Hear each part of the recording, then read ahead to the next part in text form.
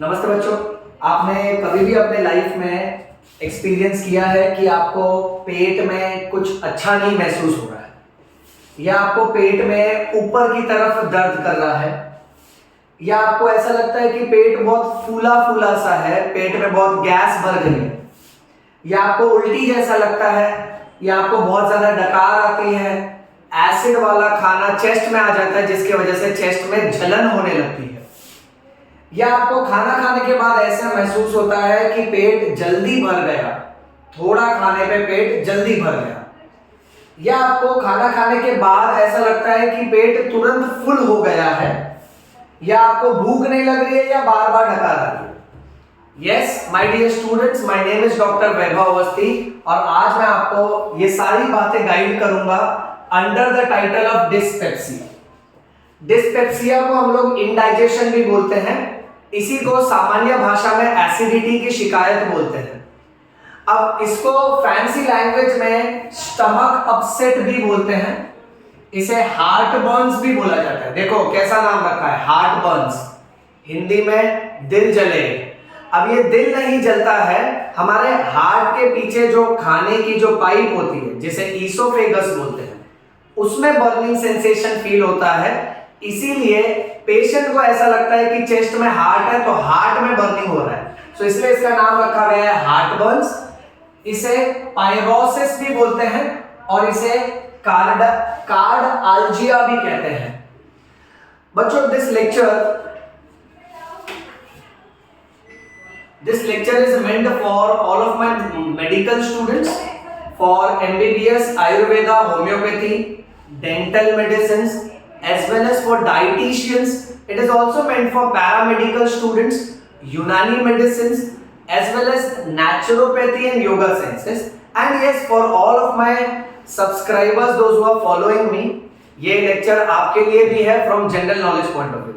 आज के इस एसिडिटी के टॉपिक में हम लोग बेसिक से लेके advance point one by one cover करेंगे। सो पहली बात तो आपको ये समझना है कि हाईफाई लैंग्वेज में इस शिकायत को डिस्पेप्सिया बोलते हैं। इसी को हम लोग एसिड इंडाइजेशन भी बोल सकते हैं। इसी को हम लोग इंग्लिश में कॉलेज लैंग्वेज में बोलते हैं आई हैव स्टमक अपसेट, यानी मेरा पेट आज नाराज है। इसी को हार्ट बर्न्स भी बोलते हैं। पेशेंट को लगता है कि हार्ट में जलन हो रही है, बट असलियत में जलन जो है वो हार्ट के पीछे ईसोफेगस नाम के फूड पाइप में होती है, क्योंकि स्टमक से जब एसिड वाला खाना रिफ्लक्स करता है, जब रिवर्स आता है तो उसकी वजह से हार्ट बर्न्स होता है। नेक्स्ट, इसी को पायरोसिस बोलते हैं, बिकॉज पायरो मतलब हीट होता है। सो पेट में बहुत ज्यादा गर्म महसूस होता है, एसिड की वजह से पेट में बहुत ज्यादा जलन महसूस होती है। तो जब हम एडवर्टाइजमेंट देखते हैं तो हमको एडवर्टाइजमेंट में दिखाया जाता है कि पेट से आग निकल रही है। इसी को कार्डाल्जिया भी कह सकते हो, क्योंकि कार्डियो मतलब हार्ट, आल्जिया यानी पेन। पेशेंट को लगता है कि हार्ट में पेन हो रहा है, बट कई बार हार्ट का पेन एसिडिटी मालूम होता है, यानी पेशेंट को लगेगा कि मुझे हार्ट अटैक है, हार्ट में पेन हो रहा है। डॉक्टर के पास जाता है, चेकअप कराता है तो पता चलता है हार्ट अटैक की कोई बात नहीं है, ये तो सिर्फ एसिडिटी का प्रॉब्लम है। ओके, सो बच्चों ये जो तकलीफ है, ये तकलीफ बहुत ही ज्यादा कॉमन है। हर 3 में से एक इंसान को एसिडिटी की शिकायत होती ही है, या इसी लैंग्वेज में आप बोलो उनको डाइजेशन की प्रॉब्लम होती है, मतलब होती है। सोचिए हर 3 में से एक, द फ्रीक्वेंसी इज 1/3। नेक्स्ट, ये जो डाइजेशन का प्रॉब्लम है इसका रीजन क्या हो सकता है? इसके रीजन को हम लोग 2 मेन पार्ट्स में डिवाइड करेंगे।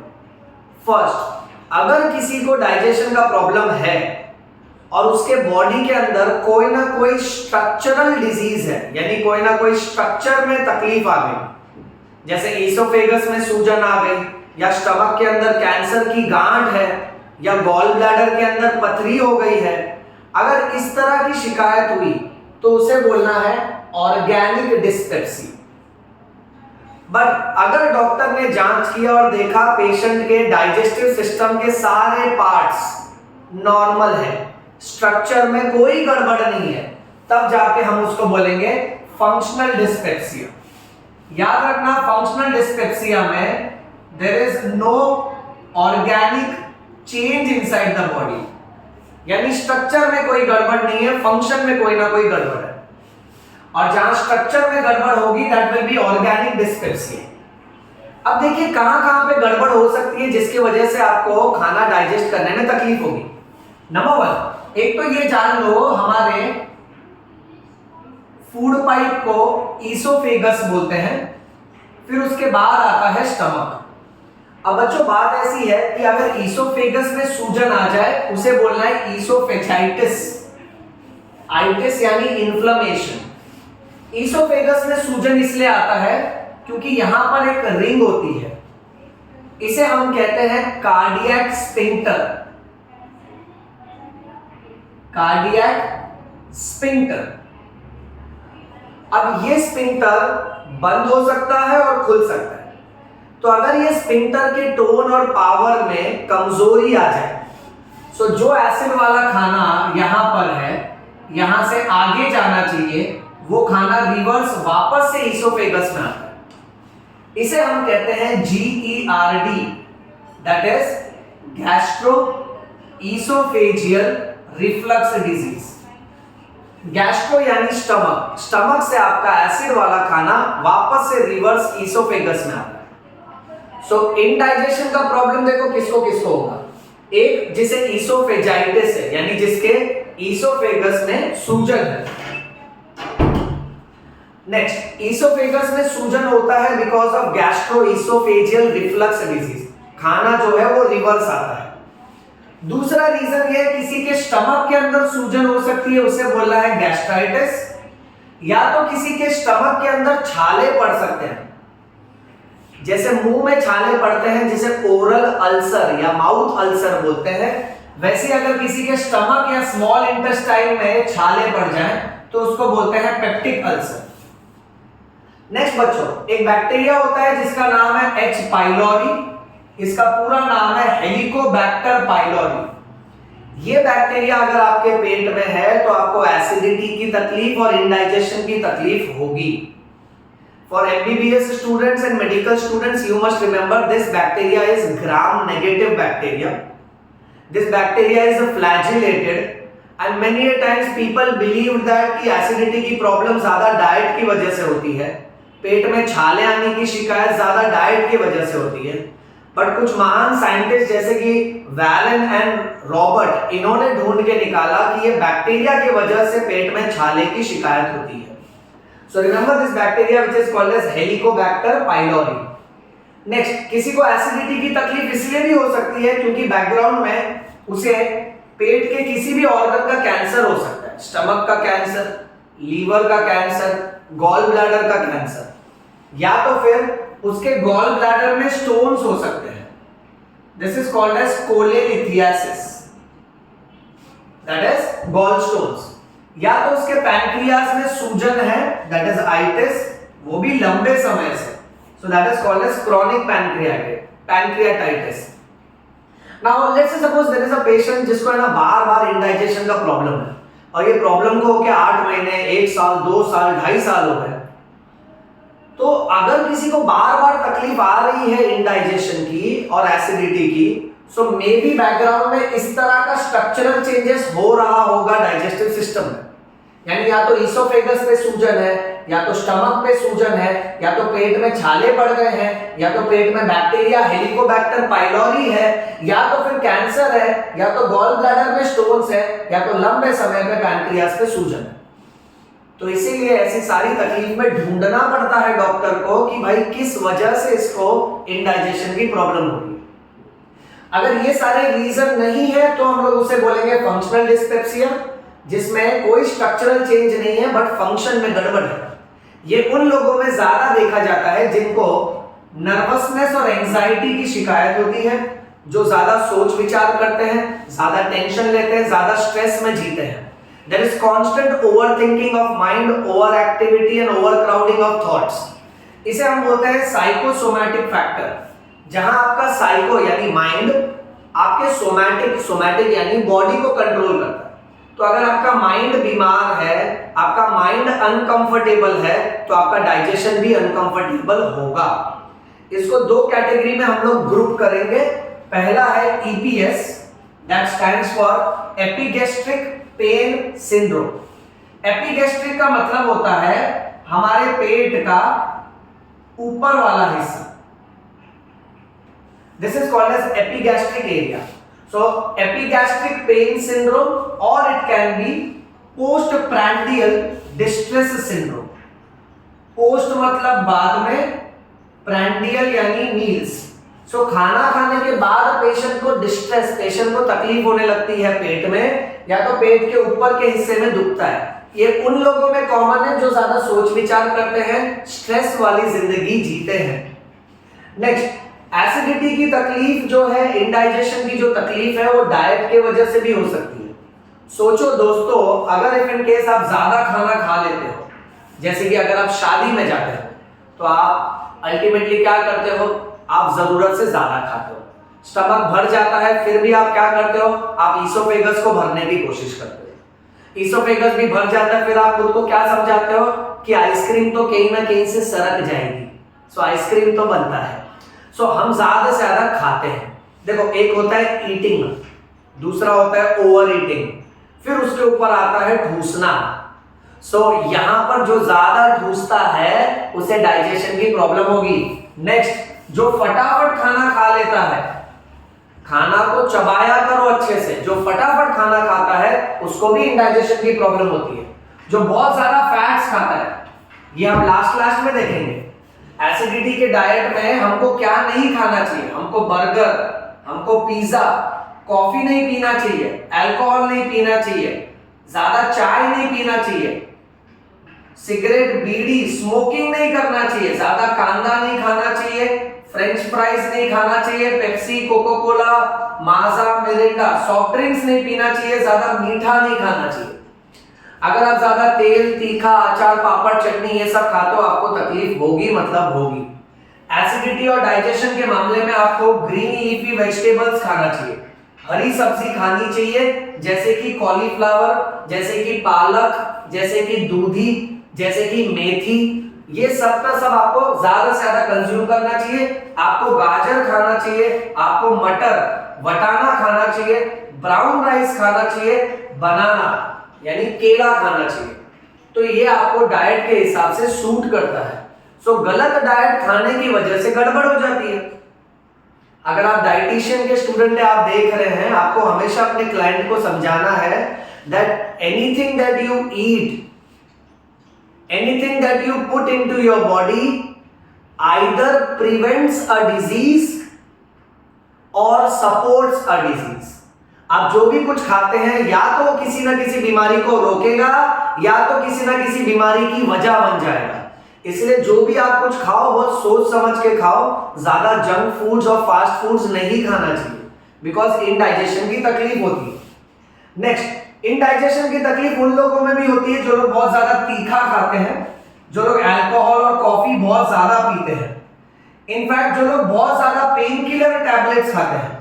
पेन किलर टैबलेट्स को we will call it as NSAIDs, non steroidal anti inflammatory drugs. So जो लोग बार पे पेन किलर खाते हैं उनको आगे चल के एसिडिटी की तकलीफ, डाइजेशन की तकलीफ और पेट में छाले होने की संभावना बहुत ज्यादा है। इसलिए बिना बात के पेन किलर नहीं खानी चाहिए और पेन किलर हमेशा जब भी खाओ पहले डॉक्टर की सलाह ले लो। नेक्स्ट, कुछ दवाइयां ऐसी हैं जैसे कि डायबिटीज मेलाइटिस। तो अगर कोई डायबिटीज का पेशेंट है तो एक कॉमन सी टैबलेट है जिसका नाम है मेटफॉर्मिन। और हाइपरटेंशन यानी हाई ब्लड प्रेशर, अगर हाई ब्लड प्रेशर का पेशेंट है तो उसमें कुछ दवाइयां आती हैं जो सारटन से खत्म होती है। अब दवाइयों का नाम देखिएगा, सो आपको मिलेगा टेल्मी सारटन, ऑल्मी सारटन, लो सारटन। तो ये जो दवाइयां होती हैं सारटन और मेटफॉर्मिन वाली, इसकी वजह से भी एसिडिटी की शिकायत होती है। तो अगर आप इन दवाइयों पर हो लंबे समय से और अगर आपको इंडाइजेशन की प्रॉब्लम हो रही है, आप अपने डॉक्टर से कंसल्ट करिए, वो जरूर आपको इंडाइजेशन के लिए एक दवाई अलग से देंगे जिसकी वजह से ये सिम्टम में आराम हो जाएगा आपको। नेक्स्ट, कई बार इंडाइजेशन की प्रॉब्लम होती है गैस्ट्रोपैरेसिस की वजह से। गैस्ट्रोपरेसिस यानी जो खाना अभी स्टमक में आया है समय से डाइजेस्ट होके स्मॉल इंटेस्टाइन में चले जाना चाहिए। But if there is a delayed gastric empty of stomach is taking more time. Normally खाना हमारे स्टमक में 4 से 6 घंटे तक रहता है, बट सोचो वो खाना आपके स्टमक में अगर 10 से 12 घंटे तक रहा तो अल्टीमेटली आपको इंडाइजेशन, पेट फूलना, पेट में टाइटनेस महसूस होना, ये सारी शिकायत महसूस होने लगेगी। नेक्स्ट, अब ये इंडाइजेशन का पैथोफिजियोलॉजी, इसका मैकेनिज्म क्या है? सो इसका कोई स्पेसिफिक मैकेनिज्म नहीं है, बट इससे रिलेटेड बहुत सारी थियरी सजेस्ट की गई है। Theory number 1 is it is caused because of gut brain interaction. हमारे ब्रेन से न्यूरॉन जो है वो हमारे स्टमक और इंटेस्टाइन तक आते हैं और उनको कंट्रोल करते हैं। तो अगर हमारे ब्रेन और हमारे गट यानी हमारा डाइजेस्टिव सिस्टम, सो अगर हमारे ब्रेन और गट के बीच में तालमेल अच्छे से नहीं रहा, सिग्नल्स बराबर से कंडक्ट नहीं हुए, कोऑर्डिनेशन प्रॉब्लम हुई, सो गट ब्रेन इंटरैक्शन में गड़बड़ होने की वजह से डिस्पेप्सिया और इंडाइजेशन हो सकता है। बहुत से लोगों में इंडाइजेशन होता है गट डिसमोटिलिटी की वजह से, यानी उनके जो इंटेस्टाइन्स का जो मूवमेंट होना चाहिए, यानी हमारी छोटी आंतड़ी और बड़ी आंतड़ी जो है, स्मॉल इंटेस्टाइन और लार्ज इंटेस्टाइन, उसके कॉन्ट्रैक्शन रिलैक्सेशन में, पाचन क्रिया में अगर किसी भी तरह की गड़बड़ हुई, अगर मोटिलिटी मूवमेंट की गड़बड़ हुई तो आपको इंडाइजेशन हो सकता है। अगर आपका डाइजेस्टिव सिस्टम बहुत ही ज्यादा नाजुक है तो भी आपको ये तकलीफ हो सकती है, या तो अगर आपके पेट के अंदर जरूरी माइक्रो ऑर्गेनिजम्स नहीं है। जरूरी माइक्रो ऑर्गेनिज्म यानी लैक्टोबैसिलस। हम सबके पेट के अंदर बहुत सारे काम के बैक्टीरिया होते हैं जो हमको डाइजेशन में हेल्प करते हैं और बाकी की बीमारियों से भी बचाते हैं। तो अगर आप अपने पेट में बहुत ही हेल्दी माइक्रो ऑर्गेनिजम्स, अच्छे माइक्रो ऑर्गेनिजम्स चाहते हो तो आपको ज्यादा से ज्यादा दही और छाछ ये कंज्यूम करना चाहिए, क्योंकि इसमें there is a good bacteria which is called as lactobacillus. आप कमेंट सेक्शन में पोस्ट करके बताइएगा कि प्रोबायोटिक्स वाले और कौन से फूड हैं जिसके वजह से हमारे पेट में good bacteria can be introduced. Probiotic वो खाना होता है जिसके वजह से आपके पेट में अच्छे बैक्टीरिया आ जाते हैं। ये होते बैक्टीरिया है, यानी ये होते हैं थोड़े गुंडे, बट ये अच्छे गुंडे हैं। बुरे गुंडों से बचने के लिए कुछ गुंडों से दोस्ती करनी पड़ती है, ये वैसा ही कॉन्सेप्ट है। नेक्स्ट, अब अगर किसी को एसिडिटी है तो उसको शिकायत क्या क्या होगी? What will be the symptoms? Number 1, उसे पेट के ऊपर वाले हिस्से में अनकंफर्टेबल फील होगा। सो उसको हमेशा पेट के ऊपर की तरफ अनकंफर्टेबल फील होता है। फिर भी अगर वो पेन किलर दवाई खा रहा है, खाने पीने में फैटी फूड्स, ओके, तेल वाला, घी वाला, स्पाइसी, अचार, पापड़, चटनी, तीखा, ये सब बहुत ज्यादा खा रहा है, सिगरेट पी रहा है, ओके, अल्कोहल पी रहा है, कोल्ड ड्रिंक्स बहुत ज्यादा पी रहा है, और तो और अंदर के अंदर अगर बाकी की भी गड़बड़ है, तो अब जो उसको अनईजीनेस फील हो रहा है ना, वो पेन में कन्वर्ट हो जाएगा। इसे कहते हैं एपिगैस्ट्रिक पेन। एपिगैस्ट्रिक पेन का मतलब पेट के इस ऊपर वाले हिस्से में बहुत ज्यादा दर्द होगा। So this is called as epigastric pain. Bloating, पेट फूलने लगेगा, पेट में बहुत गैस बनने लगेगी। नौशिया यानी उल्टी ऐसा लगेगा। रीगर्जिटेशन यानी जो खाना डाइजेस्ट होने के बाद आगे स्मॉल इंटेस्टाइन में जाना चाहिए, अब वो आगे जाने के बदले रिवर्स वो ईसोफेगस में आने लगेगा, खाना रिवर्स आएगा। अब जब खाना रिवर्स आएगा तो आपको बेल्चिंग होगी। बेल्चिंग को इंग्लिश में बोलते हैं बर्पिंग। बर्पिंग यानी डकार लेना, तो पेशेंट को बार बार डकार आते जाएगी, और तो और इस पेशेंट को भूख नहीं लगेगी, यानी इसकी एपेटाइट जो है, हंगर जो है, वो कम हो जाएगी। पोस्ट प्रैंडियल फुलनेस, खाना खाते ही तुरंत या तो पेट फूलने लगेगा या तो तुरंत संतुष्ट महसूस कर लेगा। यानी सोचो पूरा थाली रखा है, इसने थोड़ा सा ही खाना खाया, इसका तुरंत पेट फुल हो गया, पेशेंट बोलेगा बस बस बस मेरा पेट भर गया। तो ये इनडाइजेशन की शिकायत है जिसे डिस्पेप्सिया बोलते हैं। नेक्स्ट, ये सब तो चलो लोकल शिकायत है, साधारण सी है। अब हम पढ़ेंगे alarming symptoms which is also called as alert वाला सिम्टम्स। यानी इसमें से अगर कुछ हुआ ना तो हल्के में नहीं लेने का, सतर्क हो जाने का कि कोई बहुत बड़ी बीमारी शायद पेट के अंदर है। कॉलेज लैंग्वेज में क्या बोलते हैं इसको? रेड फ्लैग्स, यानी ये लक्षण मतलब एकदम अलर्ट हो जाने का, या तो आप इसको बोल सकते हो warning science and symptoms. Number 1, if the patient is complaining from for GI bleeding, that is gastrointestinal bleeding, अगर उसको पेट के अंदर ही अंदर से खून निकल रहा है, मान लो खून निकल रहा है और उसने उल्टी किया और खून की उल्टी हुई, उसे कहते हैं हेमाटोमेसिस। That means the patient will pass blood in vomiting। और अगर पेशेंट ने स्टूल पास किया और स्टूल्स के ऊपर ब्लड के ड्रॉप्स है, सो उसे बोलना है हेमाटोचीजिया। या तो पेशेंट का ये अनडाइजेस्टेड फूड है, इसमें डीकंपोज्ड ब्लड मिक्स हो गया और फाइनली जाके पेशेंट पास कर रहा है ब्लैक कलर का एकदम टार डांबर जैसा स्टूल्स, इसे कहते हैं मलीना। सो अगर पेशेंट को ब्लैक कलर का स्टूल आ रहा है, दैट मींस उसके अपर डाइजेस्टिव सिस्टम में ब्लीडिंग है। ओके, जैसे स्टमक के अंदर अगर ब्लीडिंग है तो हाइड्रोक्लोरिक एसिड क्या करता है, उस ब्लड को, उसमें जो हीमोग्लोबिन है उसको एसिड हेमेटिन में कन्वर्ट कर देता है और फिर बाद में जब ये अनडाइजेस्टेड फूड से मिक्स होके स्टूल्स के थ्रू बाहर निकलता है तो स्टूल्स ब्लैक कलर का होता है। Black colour stools means there is upper GI bleeding. Haematochezia means there is lower GI bleeding. Lower GI यानी पूरे डाइजेस्टिव सिस्टम में जो लास्ट का पाइप है वहां से ब्लीडिंग होगा। देयर इज अनदर होमवर्क, आप कमेंट सेक्शन में ये पोस्ट करके बताइए, अपर गैस्ट्रोइंटेस्टिनल ट्रैक्ट और lower gastrointestinal tract as per anatomy कैसे डिवाइडेड है।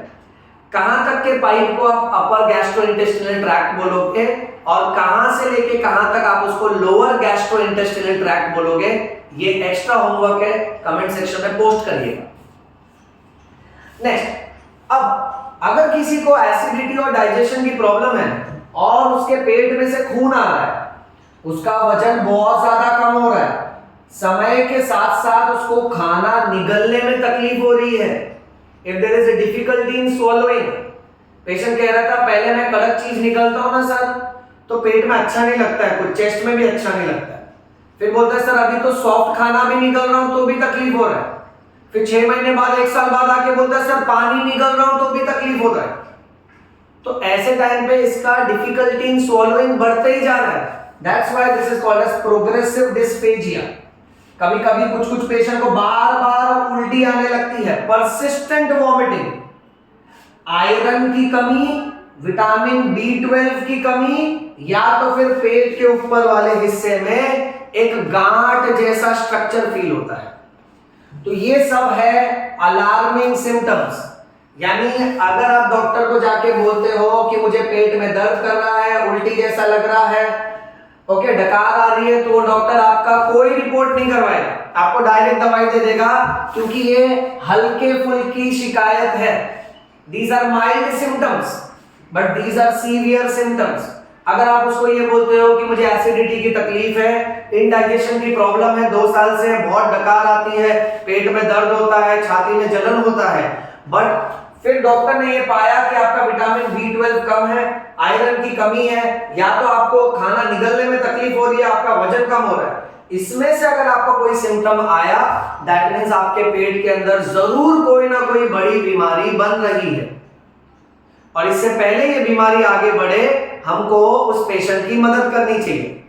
कैसे करेंगे, चलो चेक करो नेक्स्ट पॉइंट। अब जब भी हम एसिडिटी या फिर इंडाइजेशन की प्रॉब्लम लेके डॉक्टर के पास जाते हैं तो डॉक्टर वो कंडीशन को डिटेक्ट कैसे करते हैं, यानी बीमारी को पकड़ना कि हाँ इसको डिस्पेप्सिया है, इसको इंडाइजेशन है। So how is this disease detected? ज्यादातर डिटेक्शन क्लिनिकल डिटेक्शन होता है, जहां सिम्टम्स और जनरल एग्जामिनेशन, जब डॉक्टर पेशेंट को बेड पे लेटा के उसका चेकअप करता है तो उसी से डॉक्टर को अंदाजा आ जाता है कि हाँ ये तो इंडाइजेशन की प्रॉब्लम है। बट ऐसे मामले में डॉक्टर रिपोर्ट कब करवाएगा? जब आप डॉक्टर को जाके बोलोगे मुझे बहुत डकार आ रही है तो तुरंत रिपोर्ट नहीं करवाएगा। जब आपकी शिकायत कुछ बड़े लेवल की होगी तब ही डॉक्टर रिपोर्ट करवाएगा। चलो देखते हैं कैसे। रिपोर्ट करवाने का क्राइटेरिया यहां लिखा है। अगर पेशेंट को शिकायत हो रही है हफ्ते में एक बार, वो भी पिछले 3 महीने से, जैसे एक पेशेंट अगर आया मेरे पास, कहता है मुझसे कि सर मुझे 2 दिन से डकार आ रहा है, तो ठीक है, इसमें कोई रिपोर्ट नहीं कराना है, डायरेक्ट दवा दे दो। एक पेशेंट आके कहता है सर 2 दिन से डकार आ रहा है, बट ऐसा 6 महीने से चल रहा है और हर हफ्ते ऐसा बहुत ज्यादा डकार आता है, तो ये गड़बड़ मामला है। यहाँ पे रिपोर्ट करवा के, जांच करवा के देखना पड़ेगा कि अंदरूनी कौन सी बीमारी बन रही है। So the doctor will evaluate the patient only if the complaints are once a week over last 3 months. अब कैसे रिपोर्ट करवाना है वो देखो। अगर पेशेंट की उम्र 60 साल से ज्यादा है तो सीधा दूरबीन का तपास कराना पड़ेगा, जिसे कहते हैं एंडोस्कोपी। दूरबीन का तपास यानी एक लंबा सा पाइप आता है जिसमें कैमरा लगा होता है, वो पाइप आपके माउथ से डॉक्टर पास करता है आपके pharynx, oesophagus, stomach, small intestine, और वो पाइप का दूसरा एंड एक मशीन में कनेक्टेड होता है जिसमें स्क्रीन होता है। तो आपके मुंह के अंदर आपके खाने की जो नली है, जो इसोफेगस है, स्टमक है, उसका अंदरूनी एरिया कैमरा से सीधा स्क्रीन में दिखने लगता है। इसीलिए इस रिपोर्ट को बोलते हैं endoscopy. Endo means inside, scopy means to view, that means देखना। डाइजेस्टिव सिस्टम के अंदर झांक के डॉक्टर देखेगा इस पाइप की मदद से कि भाई कहां पर सूजन है, कहां पर कैंसर की गांठ है, या फिर कहां पर छाले पड़ रहे हैं। इस एंडोस्कोपी रिपोर्ट को फुल फॉर्म में बोलते हैं OGD scopy. Medical students remember that OGD stands for oesophageal gastro duodenoscopy, और ये स्कोपी का रिपोर्ट सिर्फ गैस्ट्रोएंटेरोलॉजिस्ट डॉक्टर करते हैं, जो पेट और लीवर के विशेषज्ञ डॉक्टर होते हैं। अब अगर पेशेंट 60 साल की ऊपर की उम्र का है तो उसका ओजीडी स्कोपी करके देखना चाहिए, क्योंकि यूजुअली ऐसे एज ग्रुप में बड़ी बड़ी बीमारियां कॉमन है। बट अगर यंग पेशेंट है, उसकी उम्र 60 इयर्स से कम है, बट उसको साधारण शिकायत के साथ साथ ये वार्निंग वाले सिम्टम्स हैं, सो भले वो यंग पेशेंट है बट वार्निंग सिम्टम्स आ गए, तो डॉक्टर दूरबीन की मदद से चेक करेगा कि भाई अंदर क्या गड़बड़ है। नेक्स्ट, अगर पेशेंट की उम्र 60 इयर्स से कम है और उसको किसी भी तरह का अलार्मिंग सिम्टम नहीं है, सो स्पेशल रिपोर्ट करवाएगा doctor, which is called as H pylori test. यानी इस टेस्ट में डॉक्टर चेक करेगा कि आपके पेट के अंदर ये वाला बैक्टीरिया हेलिकोबैक्टर पाइलोरी है या नहीं है, क्योंकि इस बैक्टीरिया की वजह से ज्यादातर पेट में छाले होते हैं, पेट के अंदर अनकंफर्टेबल फीलिंग आती है, और बहुत इजी है ये बैक्टीरिया को मारने के लिए बहुत सारी एंटीबायोटिक्स है डॉक्टर के पास। पर पहले डॉक्टर ये चेक करवा के देखेगा कि भाई पेट में हेलिकोबैक्टर पाइलोरी है या नहीं। अब ये तो है माइक्रो ऑर्गेनिज्म जो तो आंखों से दिखेगा नहीं, सो डॉक्टर कैसे पता लगाएगा कि हेलिकोबैक्टर पाइलोरी पेट में है कि नहीं। उसके लिए एक स्पेशल टेस्ट किया जाता है जिसे कहते हैं urea breath test. Urea breath test का कॉन्सेप्ट कुछ ऐसा है कि ये जो बैक्टीरिया है जिसका नाम है हेलिकोबैक्टर पाइलोरी, ये बैक्टीरिया एक एंजाइम छोड़ता है जिसे हम बोलते हैं यूरिएज, और ये एंजाइम क्या करता है, यूरिया को तोड़ के अमोनिया और कार्बन डाइऑक्साइड में कन्वर्ट कर लेते हैं। अब इस टेस्ट का मेन इंटेंशन है कि अगर मुझे पहचानना है कि ये बैक्टीरिया है कि नहीं, तो मैं पहचानूंगा कि ये एंजाइम है कि नहीं। अब इसके लिए डॉक्टर क्या करते हैं, ये देखो, पहला एक जनरल नॉलेज याद रखना, यूरिया एक कार्बन कंपाउंड है, यानी एक ऐसा केमिकल कंपाउंड है जिसके पास कार्बन है। सो डॉक्टर जानबूझ के ऐसा यूरिया तैयार करते हैं जिसमें कार्बन का हैवी एटॉमिक मास नंबर वाला एलिमेंट होता है। देखो, नॉर्मल कार्बन का एटॉमिक मास नंबर 12 होता है। सो डॉक्टर क्या करेंगे, या तो 13 वाला कार्बन या तो 14 वाला कार्बन, आर्टिफिशियल वाला कार्बन ले लेते हैं। चलो मान के चलते हैं 14 वाला कार्बन लिया और इस यूरिया में डाल दिया। फिर इस यूरिया वाले लिक्विड को थोड़े खट्टे वाले लिक्विड से मिक्स करते हैं और ये ड्रिंक जो है वो पेशेंट को पीने के लिए देते हैं। तो अब पेशेंट के बॉडी में यूरिया नाम का केमिकल जा रहा है उसके स्टमक तक। अब ये यूरिया के अंदर जो कार्बन है वो थोड़ा हैवी एटॉमिक मास नंबर वाला है। सो अगर इसके पेट में हेलिकोबैक्टर पाइलोरी हुआ तो वो यूरियस एंजाइम छोड़ेगा। यूरियस एंजाइम क्या है? इसने जो पानी पिया, डॉक्टर ने जो इसको पानी पिलाया जिसमें यूरिया था, उस यूरिया को तोड़ के अमोनिया और कार्बन डाइऑक्साइड में कन्वर्ट करेगा। और उस यूरिया में जो कार्बन 14 था, तो इस कार्बन डाइऑक्साइड गैस में भी जो कार्बन निकल रहा है वो नॉर्मल C12 वाला नहीं निकलता है, 14 वाला निकलता है। तो इससे डॉक्टर समझ जाते हैं कि भाई हमने तो इसको यूरिया पिलाया था, बट इसके ब्रेथ में से जो कार्बन डाइऑक्साइड आ रहा है उसमें वो यूरिया का ही कार्बन है। तो it is but obvious that कि यूरिया इसके पेट में टूटा है। क्यों टूटा? क्योंकि यूरियस एंजाइम निकला। यूरियस एंजाइम क्यों निकला? क्योंकि ये बैक्टीरिया है। That is why urea breath test is one of the very important tests to detect the presence of Helicobacter pylori inside the stomach. ये समझा बच्चों? चलिए आगे बढ़ते हैं। ट्रीटमेंट के तौर पे अगर किसी को बहुत ज्यादा एसिडिटी है तो डॉक्टर आपको कुछ ऐसे सिरप देगा जिससे एसिडिटी न्यूट्रलाइज हो जाएगी। आप मार्केट में जितने भी एसिडिटी के सिरप देखते हो उन सब के अंदर आपको ऐसे एल्यूमिनियम हाइड्रोक्साइड या तो मैग्नीशियम हाइड्रोक्साइड नाम के केमिकल मिलेंगे। हाइड्रोक्साइड केमिकल क्या करता है? एसिड से रिएक्ट करता है और सॉल्ट और वाटर बना देता है। This reaction is called as neutralisation reaction. आप कमेंट सेक्शन में कम से कम 2 एंटासिड सिरप का नाम पोस्ट करिए। नॉर्मली सारे डॉक्टर्स ये सिरप 5-5 ml दिन में 3 बार पीने बोलते हैं, खाना खाने से पहले, भूखे पेट।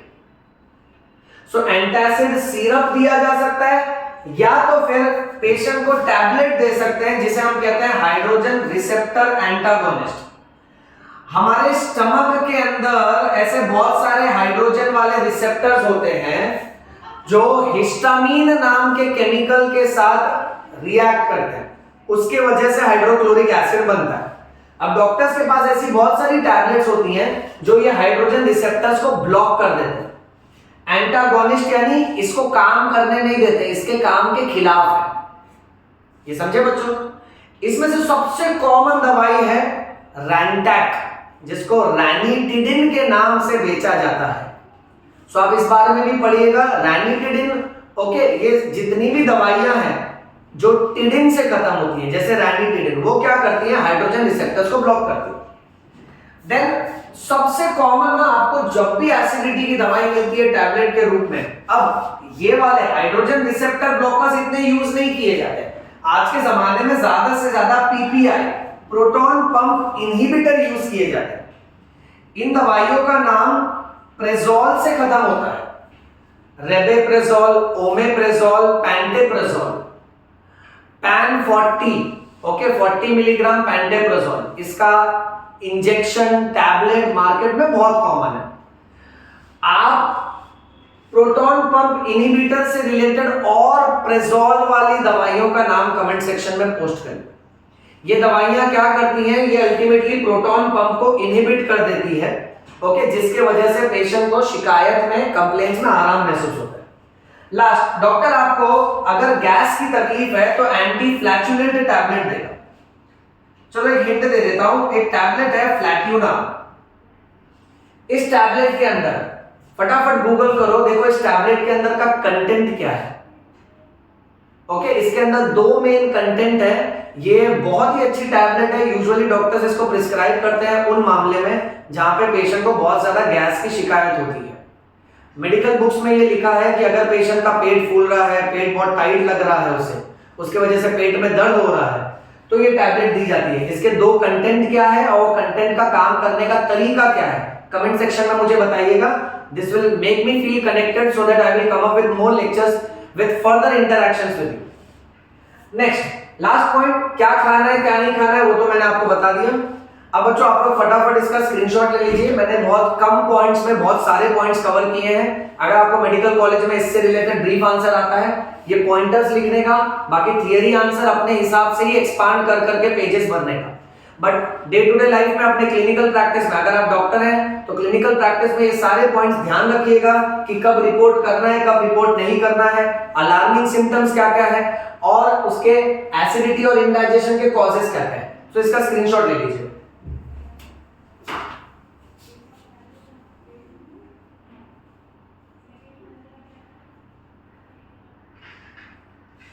ऑलराइट, तो दैट्स ऑल फॉर टुडे बच्चों। आप लोग खूब मन लगा के पढ़ते रहिएगा और मुझे कमेंट सेक्शन में जरूर बताइएगा कि ये वीडियो लेक्चर आपके कितने काम आ रहा है।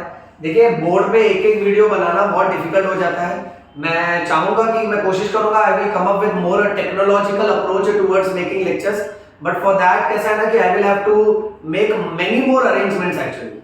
सो टिल देन मैं कोशिश कर रहा हूं जितना ज्यादा से ज्यादा मेहनत कर सकूं, ताकि इन जनरल हमारे देश में, स्पेशली मेरे भारत देश में, जहां से मैं खुद पढ़ा लिखा हूं इतना, जहां से मैंने सीखा है, कमाया है, तो लर्न अर्न रिटर्न, तो मैं वही कर रहा हूं। मैं समाज को वापस से रिटर्न कर रहा हूं जो भी मुझे मेरे गुरु, मेरे टीचर्स ने पढ़ाया है।